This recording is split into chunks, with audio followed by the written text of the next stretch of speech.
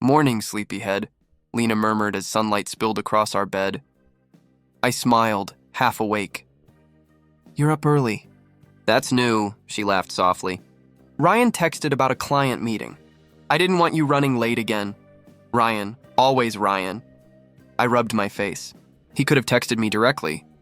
"He did," she said, slipping out of bed. "I just saw it first." Her voice was casual, but something about it made my chest tighten. I pushed the thought aside. "You spoil me too much. That's my job," she teased, leaning down to kiss my forehead. "Coffee's ready. Don't be late today." I watched her walk out, her robe trailing behind her. For a second I thought, she still looks at me the same way, right? At breakfast, Ryan was already seated at the dining table, sleeves rolled up, charm switched on. "Morning, brother," he said, flashing that confident grin. "Big day today. That investor call could double our profits." "Morning," I replied, grabbing my mug. "You always sound like you're about to sell the world," he laughed. "Someone has to keep the energy up. You're too calm for a CEO." "Calm keeps the company alive," I said. Lena placed plates in front of us.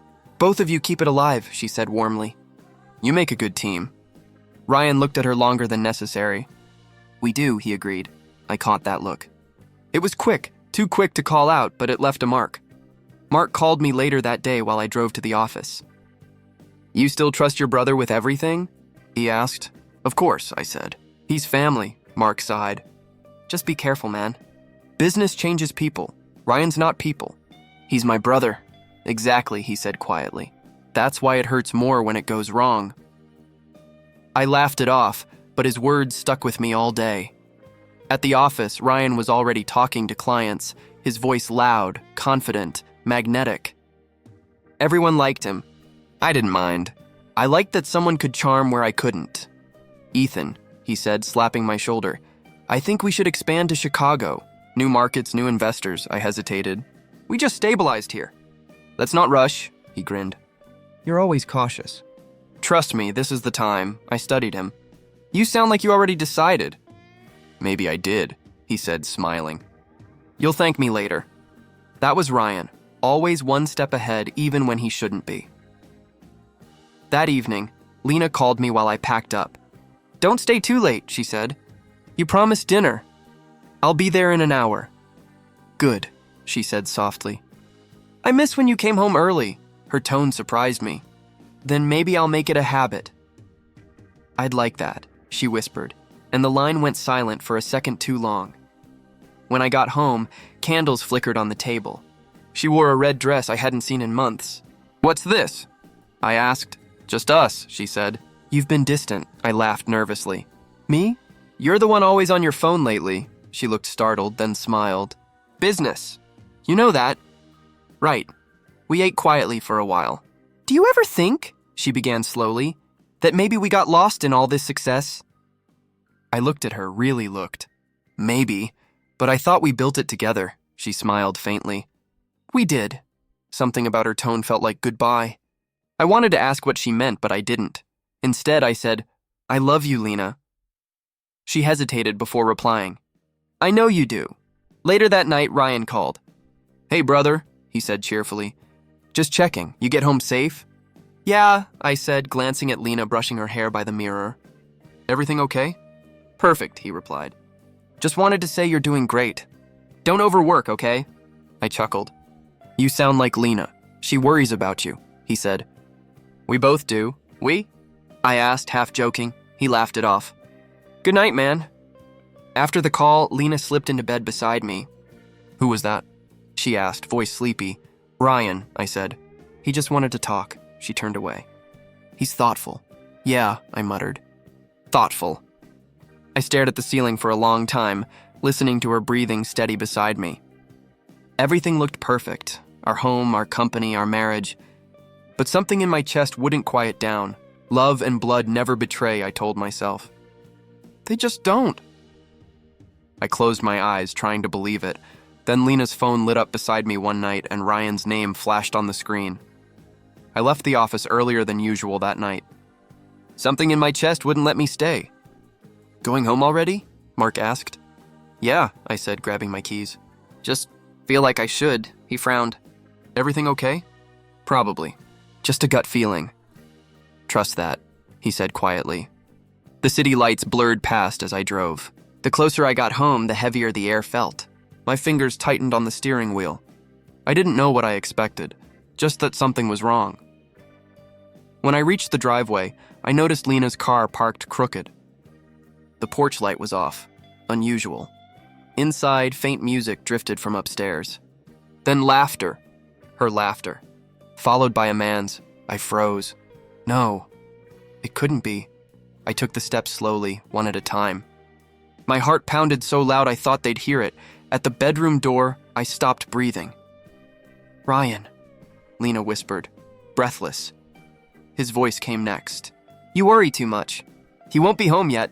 My hand trembled on the doorknob. I wanted to walk away. I wanted to scream. Instead, I opened the door. They froze. Time froze. Lena sat up, sheets clutched to her chest. Ryan's face turned pale. Ethan, she stammered. I couldn't hear her. My ears rang. My world broke in one soundless second. Tell me I'm dreaming, I said. My voice didn't sound like mine. Ryan stood, hands raised. Listen, man, I can explain. Explain what? I shouted. That you were bored of being my brother? Lena cried. It's not what it looks like. It looks exactly like betrayal. I snapped. My wife and my brother. That's new. Please, she begged, reaching for me. It just happened. We didn't mean... I stepped back. You didn't mean to? What were you doing then? Practicing regret? Ryan tried to move closer. Ethan, I messed up, okay? But we can talk about this. Talk? I laughed bitterly. After you took everything that mattered? He flinched. I love her. That broke me. You love her? I whispered. You loved the life I built. You wanted it for yourself, Lena sobbed. Ethan, please don't make this worse. Worse? I said, my voice shaking. It doesn't get worse than watching the two people I trusted most destroy me in my own house. I backed toward the door. You know what's funny? I blame myself when you pulled away, Lena. I thought I was the problem. Turns out I was just the fool. Ethan, stop, she cried. We can fix this. There's no fixing a corpse, I muttered, and you killed everything I felt. I left before they could answer. I stumbled down the stairs, my legs weak. Outside, the rain started, soft at first, then relentless. It suited the silence in my head. Ethan, Ryan called after me from the doorway. Please don't walk away like this. I turned once. You already made that choice for me. I got into my car and drove until I couldn't see the house anymore. Halfway down the street, Grace, my elderly neighbor, stepped onto her porch holding an umbrella. Her eyes met mine. She must have heard. Ethan? She called softly. I couldn't speak. I just shook my head. Her lips trembled. I'm so sorry. That small kindness cracked me open. I drove faster. My hands gripped the wheel until my knuckles turned white. The world outside was just a blur of lights and rain. Inside my head, another voice spoke. Cold, cruel, my own, but different. You deserved this. No, I whispered. You saw the signs. You ignored them. I loved them. That's why they could hurt you. I hit the steering wheel. Stop! The voice didn't. You built your life on trust. Look where it got you. I pulled over, chest heaving. The sound of rain filled the car. I thought about every moment. Lena's smile, Ryan's promises, all the laughter, all the lies hiding beneath it. How long? How many times? The questions kept coming. No answers, just echoes. Maybe love was never real, the voice whispered. I closed my eyes. Don't say that. Then what was it? I don't know, I said quietly. But it can't end like this.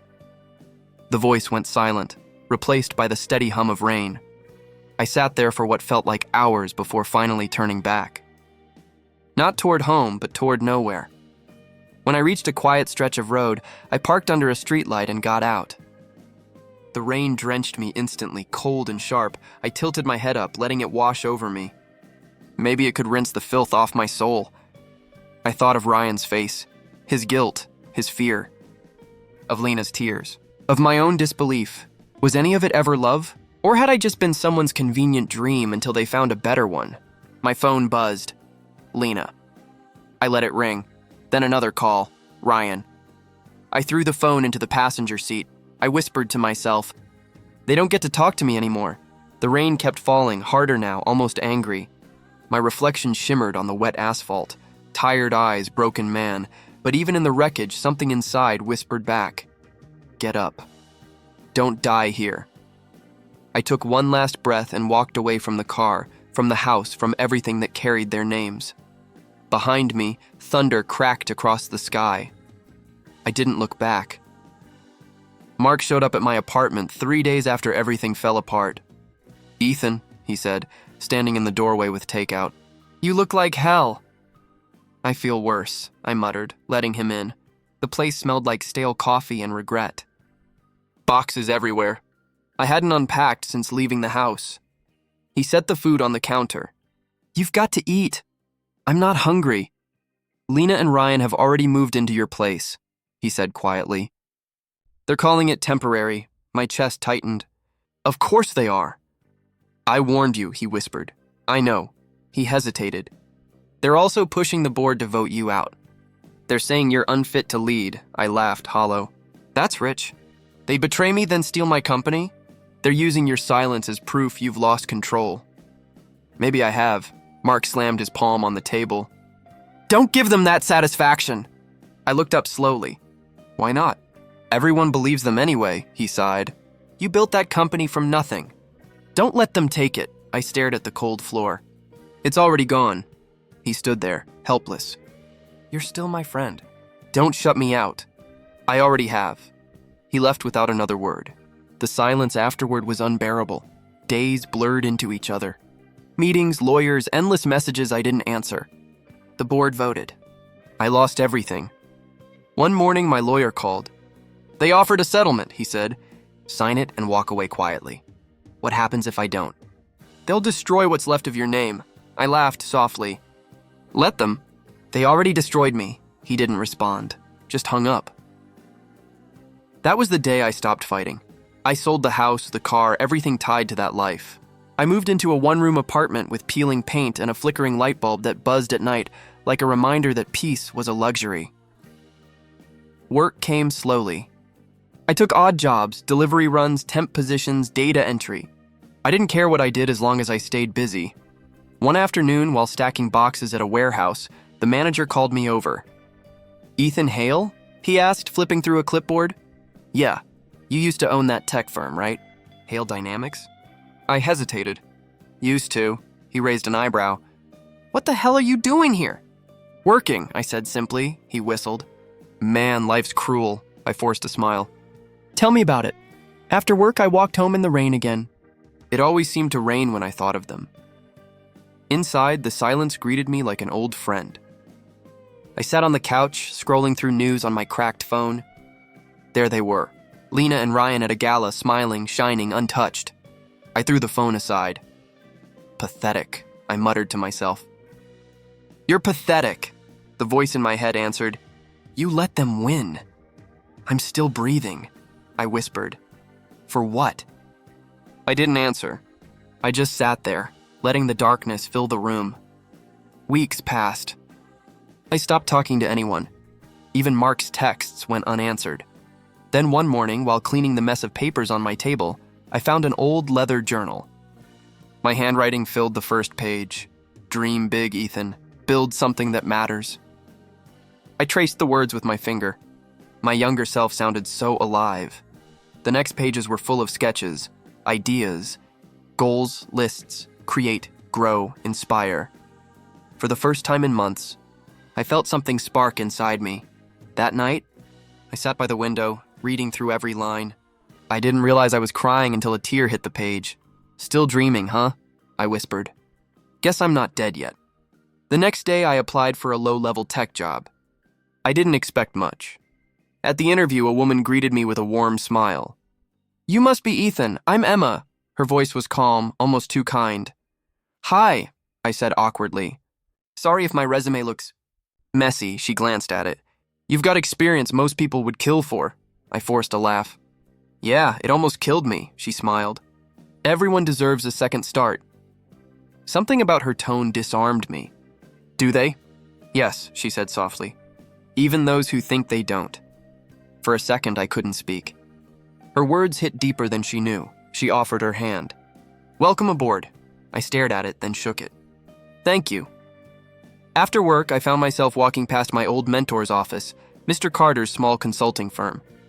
I hadn't seen him in years. I hesitated outside, then stepped in. He looked up, surprised. Ethan Hale, the prodigy who vanished. I managed a weak grin. The prodigy who crashed. He motioned to a chair. Sit, I did. He studied me for a moment. You've been through hell. You could say that.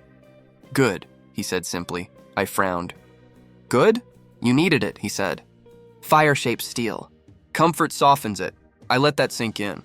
Feels like the fire burned everything. He smiled faintly.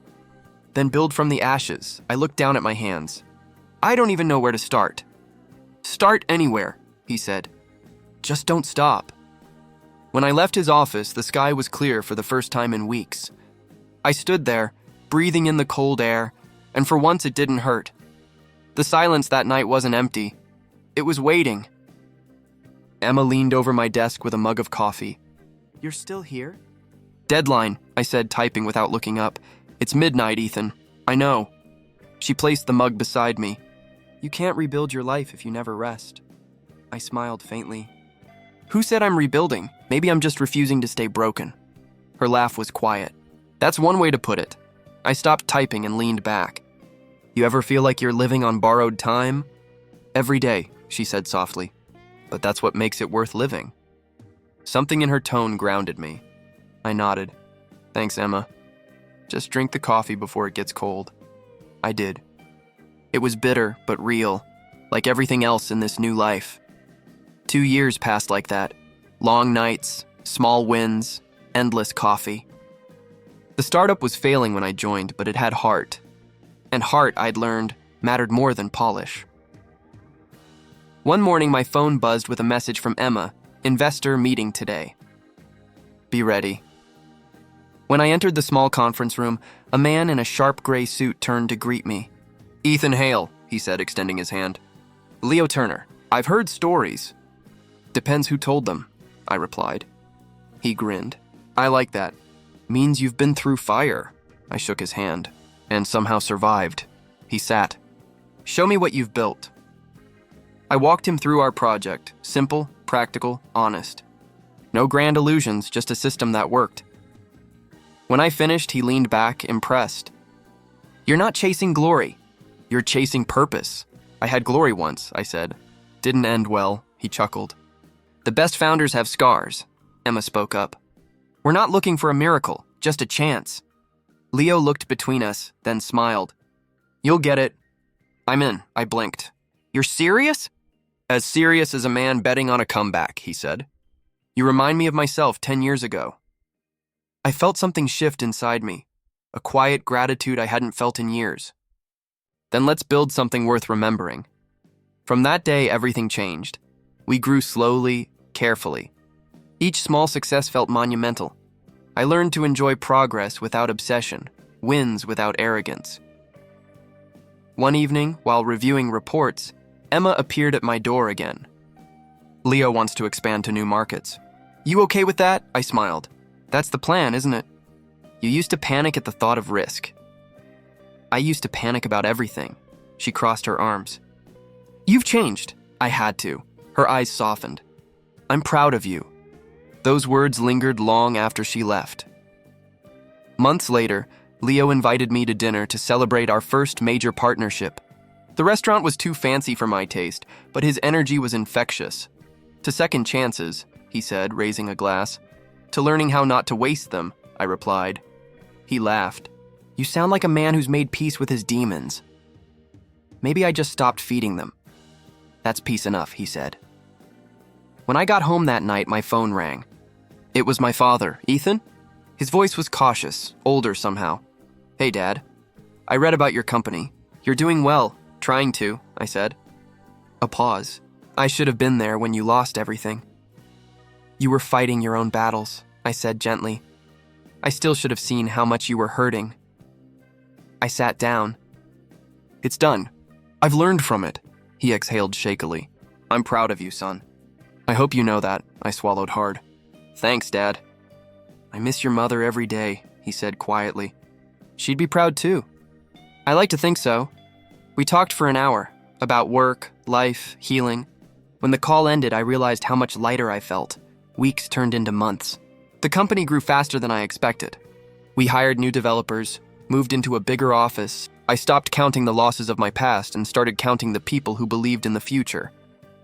One night, Emma and I stayed late again. She leaned against my desk. "Remember when you said you weren't rebuilding?" "Yeah," she smiled. "You lied." "Maybe," I said. "Maybe I just didn't know it yet." She looked around the office, humming softly. "It's beautiful, watching something rise where everything once burned." I met her gaze. "You helped me remember how." Her eyes held mine for a moment before she looked away. "We both rebuilt something," she said quietly. "You, your purpose. Me, my faith in people," I smiled. "Guess we make a good team." "The best," she said. The lights flickered as the cleaning crew entered, breaking the moment. We both laughed. Later, as I locked up, I thought about everything that had brought me here. The betrayals, the silence, the endless nights wondering if I'd ever feel whole again. Now, standing under the city lights, I realized I wasn't running from pain anymore. I was running toward life. The next day, Leo called with news. "We're being approached for acquisition." Big offer, I paused. "Do we take it?" "That's your call," he said. "You built this. I just funded the dream." I thought for a moment. "No, we're not done building yet," he laughed. "That's the Ethan I know." When I hung up, I turned to Emma. "We're staying independent." She smiled. "Good. Some things are worth owning entirely." I nodded. "Like your story," she tilted her head. "And yours?" "It's still being written," I said. We both laughed, and for the first time in years, the sound didn't echo. It filled the room. That night, as I walked home, I passed the reflection of our building's name glowing softly against the glass. Hale Systems, my name again. But this time, it didn't feel like pride. It felt like peace. The ballroom shimmered with gold and glass. Cameras flashed, laughter echoed, and people floated from one conversation to another like they were rehearsing success. Emma nudged me. "You good?" "Yeah," I said, adjusting my tie. "Just remembering when I used to fake that same laugh." She smiled. "Tonight's yours." "Enjoy it," I tried. But success never felt like celebration. It felt like survival wrapped in champagne. Leo clinked his glass beside me. "Our CEO still allergic to parties?" "Some habits die slow," I said. He laughed.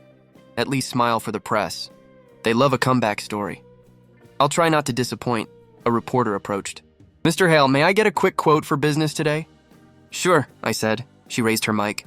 5 years ago, you disappeared from the industry. Now you're leading one of the fastest growing firms in the country. What changed?" "Perspective," I said. "Sometimes you have to lose everything to see what matters." She nodded, impressed. "That's powerful." "Thank you." As she left, I exhaled. Emma handed me a glass of water. "You handled that well." "Let's hope I can handle the rest of the night." Her brow furrowed. "The rest?" Before I could answer, I saw them, Ryan, Lena. The crowd blurred. My heartbeat slowed, heavy and deliberate. Ryan's hair was thinner, his confident grin forced. Lena looked pale, smaller somehow, her eyes dull and tired. "Ethan," Emma whispered. "Is that—" "Yeah," I said quietly. "That's them. Ryan spotted me first." His face flickered with something, nervous pride, maybe shame. He whispered something to Lena and started walking toward me. "Long time, brother," he said, voice too casual. I stared at him, then at Lena. She couldn't meet my eyes. 5 years, I said evenly. "Feels longer," Lena's voice cracked. "You look different." "I'd hope so," I said. "Time changes people," Ryan forced a chuckle. "You've done well. Hale Systems is everywhere now. I see your name on every billboard." "Names stick," I said. "Even after they've been buried," he winced. "Look, Ethan, we didn't come here to dig up the past. Then why are you here?" "Networking," he said quickly. "You know how it is." Lena's hand trembled as she clutched her glass. "We thought it'd be nice to see you. Maybe talk, I repeated. "After 5 years of silence?" Ryan rubbed his neck. "Things haven't been easy. I heard," I said. "Your company went under last year." His jaw tightened. "You heard right. Tom told me," I added. His eyes widened. "Tom? Your old assistant," I said. He works for one of our partners now. Lena finally looked at me. We made mistakes, Ethan. Some mistakes destroy everything, I said softly. Ryan's tone turned defensive. We didn't plan for things to fall apart. It just happened. Like betrayal? He sighed. You're still angry? No, I said. I was angry 5 years ago. Now I'm just done. Lena's eyes glistened. We loved you, Ethan. Both of us did. Then why wasn't that enough? She looked away. Because love got lost somewhere between ambition and fear. Ryan tried to smile. You always were dramatic, I met his gaze. And you always underestimated me. He froze. For the first time that night, he had nothing to say. A photographer approached. Mr. Hale, a photo with your guests. Ryan straightened. Sure. No, I said calmly. They're not my guests. The man hesitated, then left. Emma stepped closer, her hand brushing my arm. You don't owe them anything, she whispered. I know. Ryan tried again. Ethan, listen. We could collaborate, maybe rebuild something together. Old times are dead, I said. You killed them, Lena's voice trembled. Please don't do this here. Do what? I asked. Be honest? People nearby were starting to glance over. Ryan noticed and forced another laugh. You've changed, man. Yeah, I said.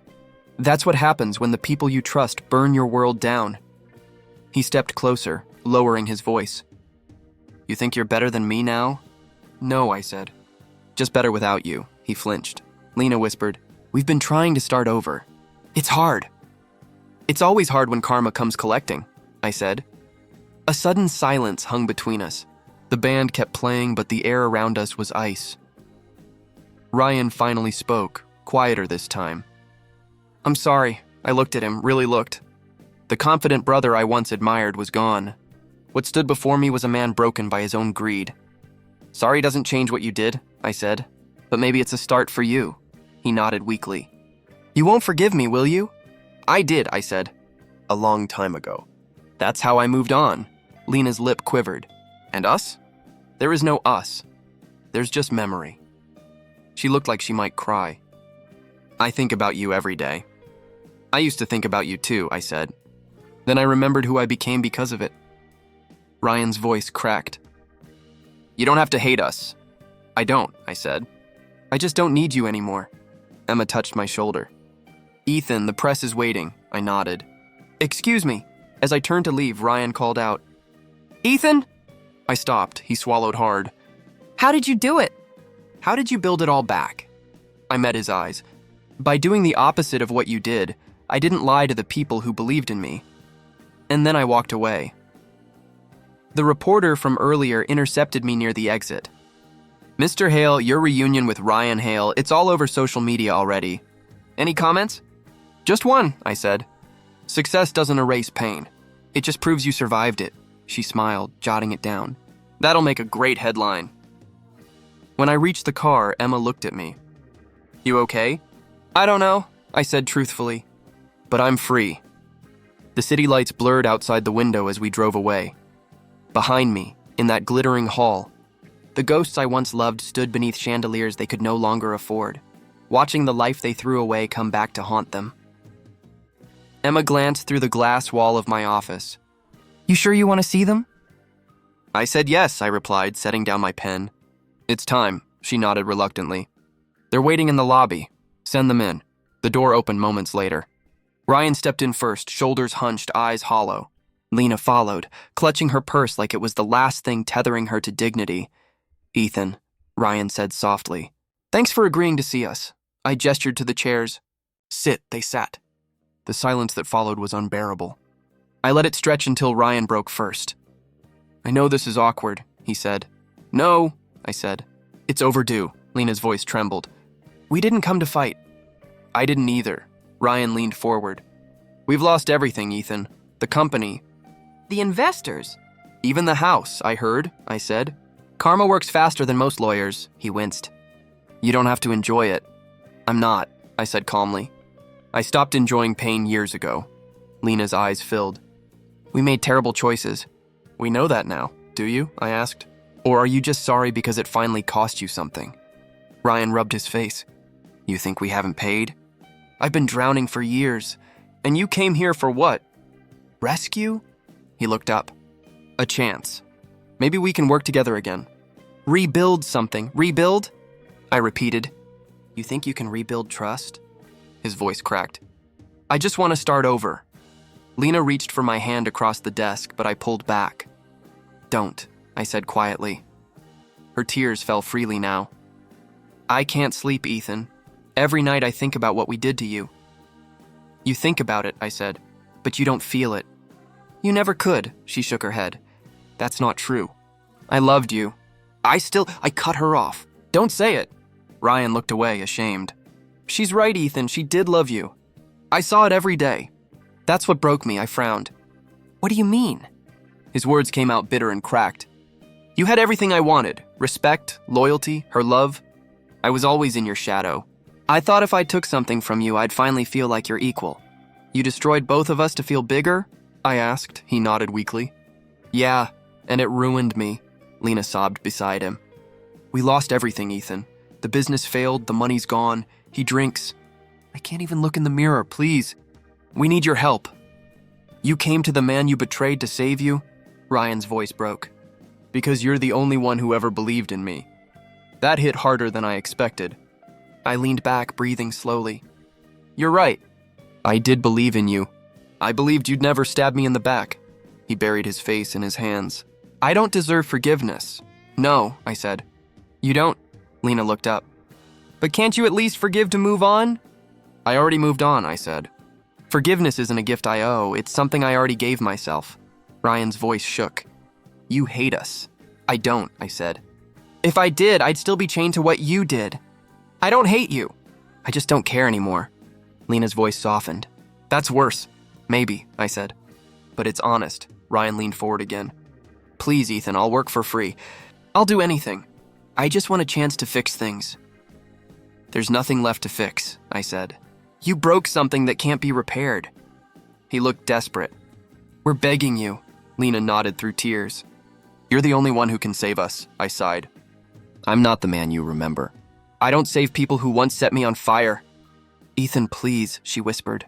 I can't live like this anymore. I looked at her, really looked. The woman who once laughed beside me now looked like a stranger wearing her skin. Do you know what hurt most? I said quietly. Not that you betrayed me, but that I blamed myself for it. She wiped her eyes. I did love you. You loved convenience, I said. And when it ran out, you switched sides. Ryan's voice cracked again. We were lost. So was I said. But I found myself. You two are still searching for something to take.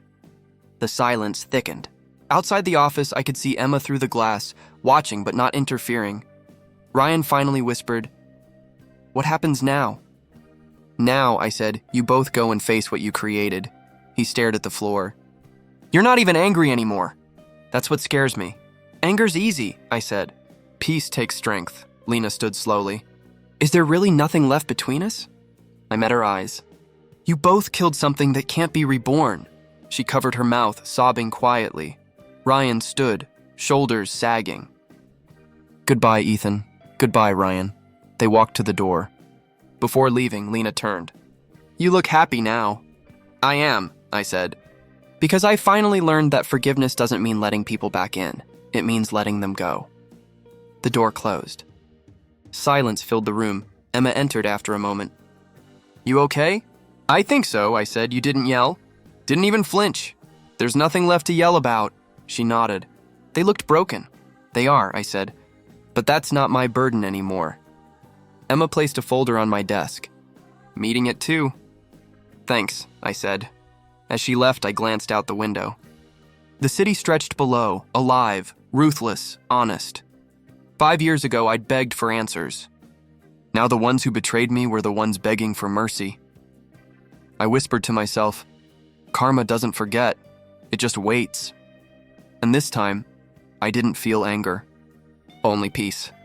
The drive to the old house felt longer than it used to. The road hadn't changed, I had. When I stopped in front of the gate, rust lined the hinges and weeds claimed the driveway. I stepped out, the air thick with silence. The door creaked as I pushed it open. Still standing, I muttered. My voice echoed through the empty halls. Remember this place? I said softly. You thought forever lived here. Dust shimmered in the sunlight, cutting through broken blinds. I walked to the living room, the floor groaning beneath my feet. This is where you laughed, I whispered. Where you planned a future that didn't want you. I sat on the cold floor, staring at the spot where our couch used to be. You gave too much, I told my younger self. You thought love meant sacrifice. You were wrong. The quiet pressed against me. I could almost hear her laughter, Lena's laughter echoing faintly, cruel in its ghostly warmth. I closed my eyes. It's okay now, I said. You did what you knew. You loved the wrong people the right way, and that's still something to be proud of. For a while, I just breathed. The walls didn't answer, but I didn't need them to. I stood and looked around one last time. Goodbye, I said. Not to them, to you. You deserve peace. Outside, the morning light felt different. Lighter. Softer. By the time I reached the river, the city was waking up. Emma sat on the bench, coffee in hand, watching the water move. You actually went back there, she said as I sat beside her. I had to, I replied. Felt like closing a chapter that kept rereading itself. She glanced at me. Did it help? Yeah, I said. More than I expected. She handed me the second cup. I figured you'd need this, I smiled faintly. You know me too well. That's part of my job, she teased. We sat in silence for a while, the river whispering between us. Then she asked, Do you regret forgiving them? I looked out over the water. No, I said slowly. I regret losing myself for them. But forgiveness, I exhaled. That was for me, she nodded. You really are done, aren't you? I think so, I said. I don't dream about them anymore. I don't replay the moment everything broke. It's just quiet. Peaceful quiet? She asked. The kind that doesn't ask for explanation, I said. Emma smiled. That's rare. I spent years chasing revenge, I admitted. Turns out peace was waiting the whole time. I just had to stop running, she nudged me lightly. And now? Now, I said, standing, I live. She looked up. Where are you going? Toward the sun, I said with a grin. She laughed softly. You sound like a movie ending. Maybe it is, I said. The kind where the hero doesn't need applause, just silence.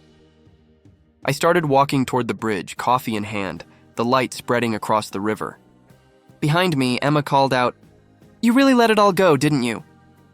I turned back once. Finally, I said. Then I faced forward again. The sunrise painted the sky in gold and fire, and for the first time, I didn't feel like a survivor. I felt whole.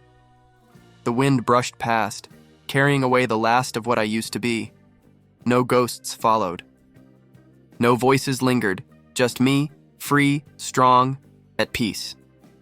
The mail sat untouched on my desk all morning until one envelope caught my eye. No return address, just my name in her handwriting. I stared at it for a long time. Really, Lena? I muttered. After everything? Still, my fingers broke the seal. Ethan, it began. I'm leaving the city. There's nothing left here for me. Ryan's gone. He took a job overseas. I wanted to say I'm sorry, not because it changes anything, but because I finally understand what I destroyed. I paused, the words blurring. You were the one who believed when no one else did. I traded gold for dust. If I could go back, I would have chosen you every time.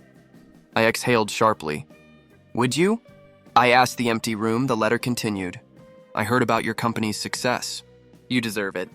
Maybe one day you'll forgive me. Maybe not. Either way, I'll carry the weight. My jaw tightened. Forgiveness isn't yours to ask for, I whispered. Her words went on. Pages of regret. Half confessions and what-ifs. I hope you find peace. Ethan, I hope life is kind to you. I folded the letter once, twice, and reached for the lighter. The flame caught quickly, curling the edges, blackening her words into ash. You already undid it, I said quietly. The fire flickered higher, reflecting in my eyes. I watched until the paper crumbled completely, until her handwriting was nothing but smoke. Emma's voice echoed in my mind from weeks ago. Do you regret forgiving them? I smiled faintly. No, I murmured. I regret ever needing to. The room felt lighter, like the air itself exhaled. Outside my window, the city glowed, alive, indifferent, moving forward. My phone buzzed. A message from Emma. Dinner tonight? I typed back. Wouldn't miss it. Then I glanced once more at the ashes in the tray. Goodbye, Lena, I said softly. This time for real. The wind brushed through the open window. Scattering what remained of the letter across the floor, I let it go. Sometimes the best revenge isn't revenge at all. It's peace, and I'd finally earned mine.